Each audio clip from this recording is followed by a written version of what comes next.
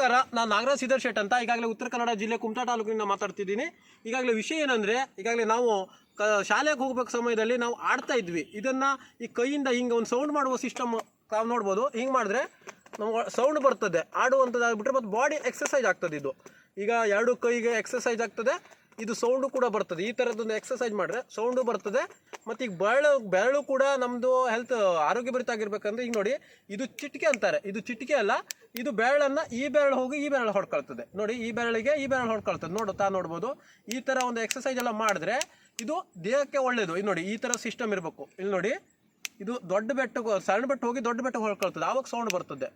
ಇದು ಚಿಟಿಕೆ ಅಂತೀವಿ ನಾವು. ಈ ಚಿಟಿಕೆ ಅಲ್ಲ, ಇದು ದೊಡ್ಡ ಬೆರಳಿಗೆ ಸಣ್ಣ ಬೆರಳು ಹೊಳ್ಕೊಳ್ಳುವಂಥ ಸಿಸ್ಟಮ್. ಇದು ಈ ಥರ ಸಿಸ್ಟಮ್ ಬರ್ತದೆ ನೋಡಿ.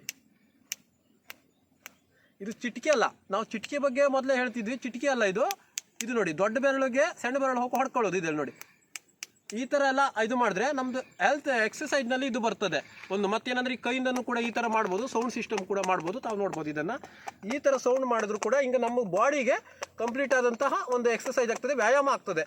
ಮೊದಲಿನ ಕಾಲದಲ್ಲ ಇದೇ ಥರ ಮಾಡ್ತಾಯಿದ್ರು.